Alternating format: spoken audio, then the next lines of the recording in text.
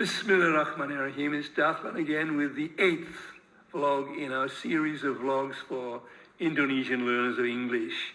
As the previous vlog was entirely thematic, the interview with Rianti, this one will be entirely grammatic, and we're looking at a few aspects of English that may cause problems. Now, the first is imperatives. What does imperative mean? It means a command, a simple jump up, shout, wave your hands, run, stop, that sort of thing. And it uses verb 1 without the infinitive. We can play a game to reinforce that. The game is called Simon Says. Some of you will know it. And there is a cartoon in which you have a group of Vikings attacking a castle. And the leader says, imperative, attack. And only one Viking rushes forward, waving his sword, and then he comes back because the leader says, Ivan, you're out. Simon says, attack. So the game is, you have to follow the command only if it's preceded by Simon Says. There's a song by the Coasters called Yakety Yak, which is entirely in the imperative, and we're going to listen to it now. So when we get to the command verb, we can pause it, and you can repeat it. Take out the papers and the trash, or you don't get no printing cash. If you don't scrub that kitchen floor, you ain't gonna rock and roll no more. Yakety yak! Don't go back. Just finish cleaning up your room. Let's see that dust out with that broom.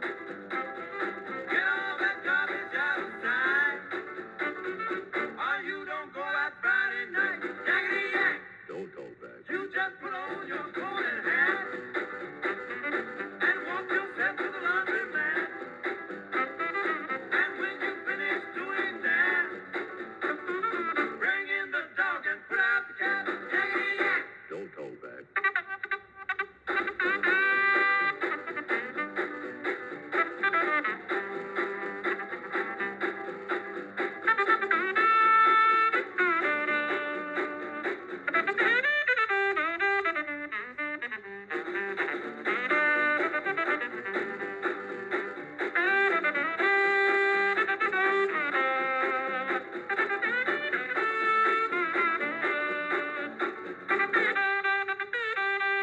Don't you give me no dirty look.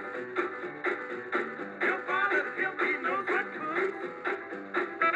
Just tell your hoodlum friend outside, you ain't got time to take a ride. Yakety yak! Don't go back. Yakety yak!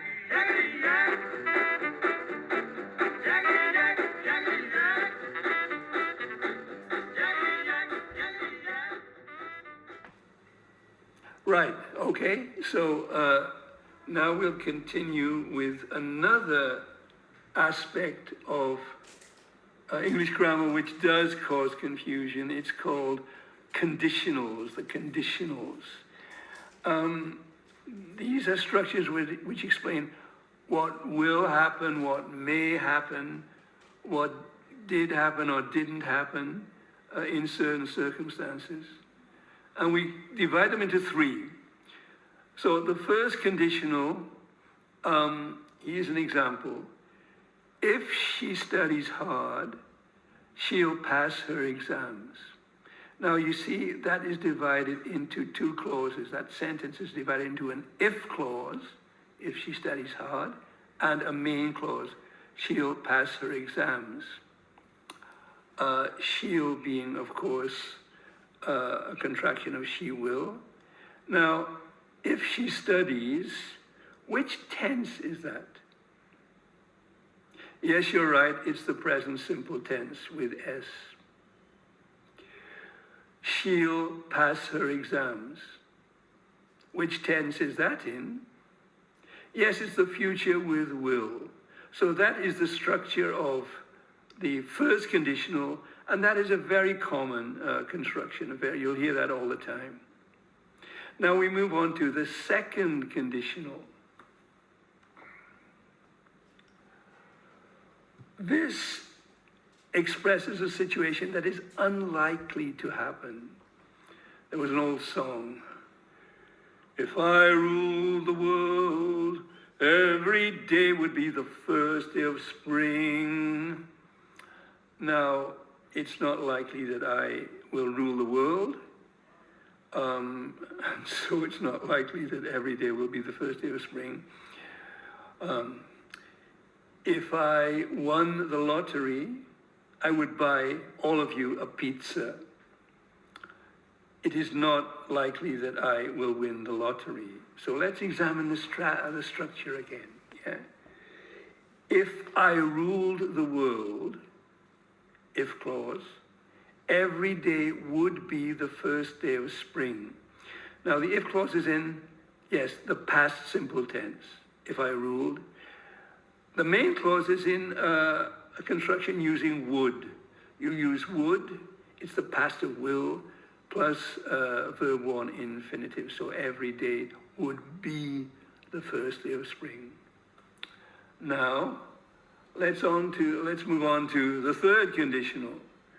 And here's, with your permission, another Johnny Cash song. I love Johnny Cash. It's from a song called Folsom Prison Blues. And this is how it begins. When I was just a baby, my mama told me, son, always be a good man, don't ever play with guns. But I shot a man in Reno just to watch him die. When I hear that lonesome whistle, I hang my head and cry. All right. Now, here's the third conditional. If Johnny had listened to his mother, he wouldn't be in prison now. Yeah. If Johnny hadn't listened to his mother, if clause, main clause, he wouldn't be in prison now. Right. Did he listen to his mother? No. Is he in prison now? Yes. So it didn't happen. He didn't listen to his mother.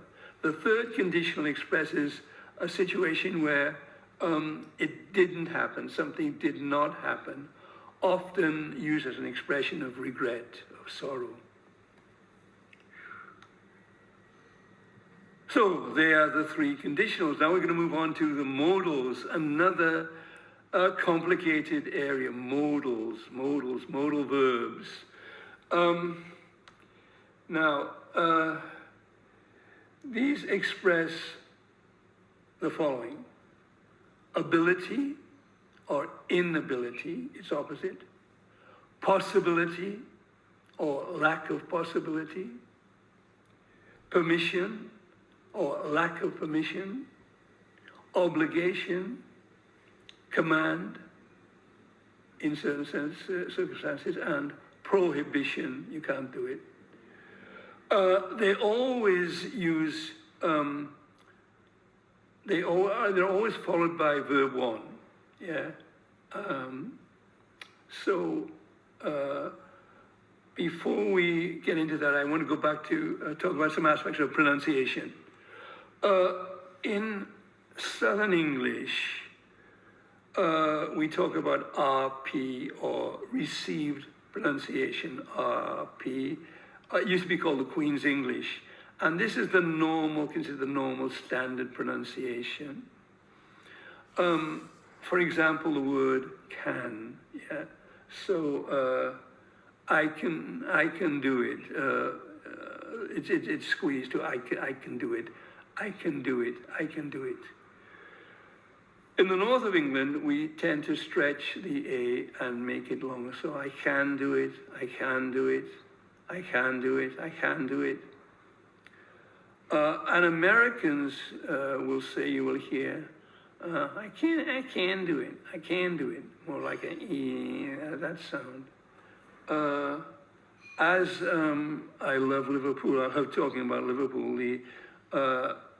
Liverpool accent, which is called the Scouse accent, uses what is called the fricative. Now we're doing some phonetics, the fricative. And here's a Scouser asking for a meal, right? So, I want a chicken and a can of Coke. Huh? Give me a chicken and a can of Coke, please. Chicken and a can of Coke. He wants a chicken and a can of Coke, of Coca-Cola. But with the C sound, he will like,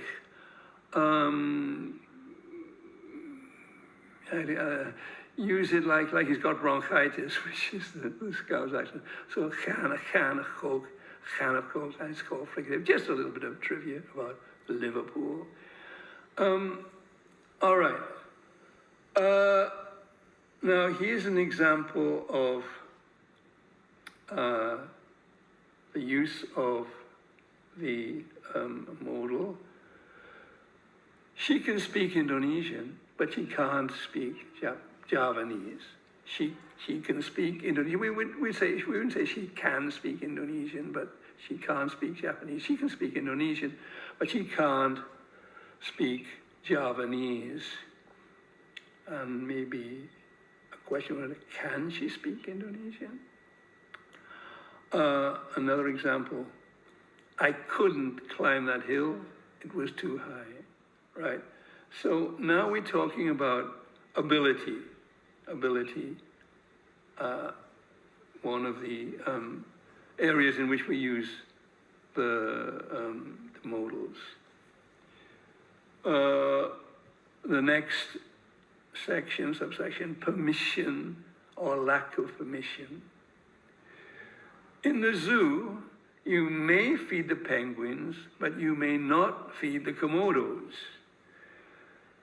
You may feed the penguins, but you may not feed the Komodos. That could be a notice up in Jakarta Zoo, in Ragunan, for example. Okay, so it's talking about permission or lack of permission.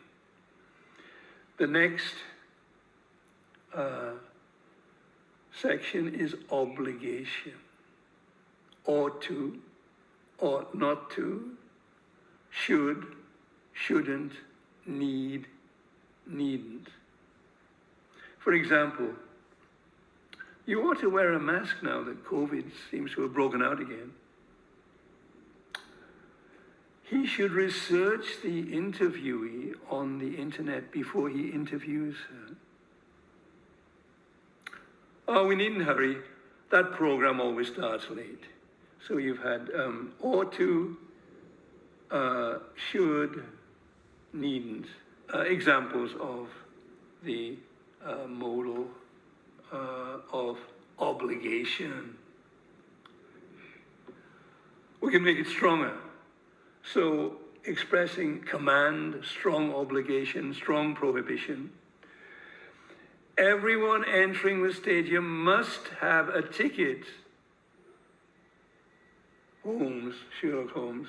Holmes, Watson talking. Holmes, we must stop Moriarty before he commits any more crimes. We must stop him. We must. Hey, you mustn't wake baby now that she's finally sleeping. Now it's time for a chant. I like chants, and remember, I mentioned Caroline Graham, who wrote this book, Jazz Chants, and here's one which practices the strong prohibition and obligation, the strong prohibition. Okay. Now here's another chant. Remember we had some chants before from a book by Caroline Graham, who uses chants to speak English, and it's quite fun. And this is a chant to practice some of the modals we've been just talking about. And it's called Mama Knows Best. Because of course, your mama, she always knows best, doesn't she? Right.